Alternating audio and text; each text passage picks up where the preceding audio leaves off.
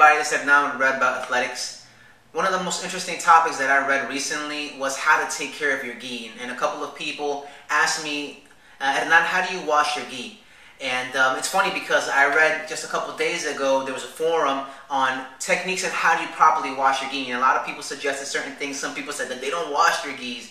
Some people said that they wash their gis a certain way, hang dry them. What is the best thing? So I felt that it would be a good video to offer everybody some of the techniques or some of the methods that I picked up from reading different posts, from speaking to different people on how to wash your gi. And I'm here to tell you that this is not the only way of doing it, but this is one of the ways that is going to keep you and your training partners safe from any type of infection or anything like that. Because a lot of times you find guys, they go to the gym, they wear their uniforms, they sweat a lot, they work out real hard, and they throw them back in their bags only to forget to wash their gi. So the next day they go to the gym, they put on the same gi that was left in the bag, was damp, sweaty, and if you don't wash your gi and you leave it in a damp place for a long time, believe it or not, it will actually grow mold. So you want to really protect yourself from these type of bacteria. You want to protect yourself from ringworm and from staph infection, etc. And not only yourself, but also consideration for the people that you're rolling with, because they're your training partners. You want to protect everybody, promote a healthy environment and good hygiene. So a couple things that you need before you get started is, one, you're going to need some bleach alternative, some color safe detergent that has already bleach in it, so that way you don't fade out your gis, and also it's good on your white gis as well. You don't want to fade out your gis, or you want to fade out your patches, so that is going to help with that. Second thing you're going to need is a half a cup of baking soda, which I have in my little handy dandy cup here. The third thing that you're going to need is a half a cup of vinegar. Alright, so the first thing that you're going to do is you want to add your half a cup of baking soda. Then you're going to add a half a cup of vinegar, and I have a measuring cup just to make sure that I put just the right amount of vinegar.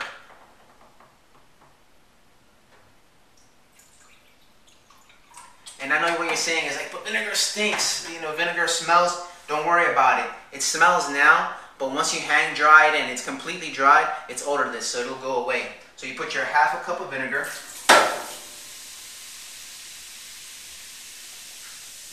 And then you're going to put your detergent in there. I like to put a little extra just to get a better washing.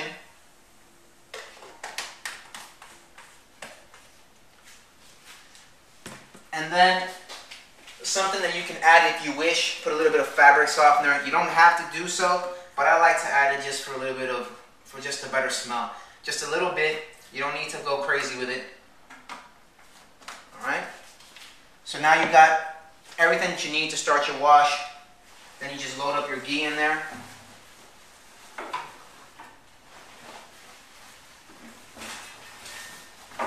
And I also like to wash my rash guards as well. So I'll throw my rash guards in here.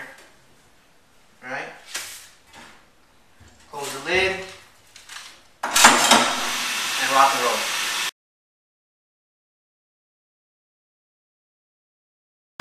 Now, for gis that are really, really bad, you left them overnight, they've been sitting there, and the smell is completely unbearable. What you're going to want to do is, you're going to get your gi, you're going to put it in a bathtub or some type of tub, you're going to fill it up with warm water, and then you're going to put 3 cups of vinegar in there. And you're only going to put vinegar, no baking soda, no detergent, nothing else except vinegar. Throw in your gi there and let it sit there overnight for 24 hours. You're going to let it sit there for 24 hours. Once that's done, you're going to get your gi out, you're going to rinse it out, okay, and then you're going to wash it the same way as I showed you before. You're going to put your detergent, you're going to put a half a cup of vinegar and a half a cup of baking soda. And then you're just going to set it on cold and let it just wash, and you'll hang dry it right afterwards.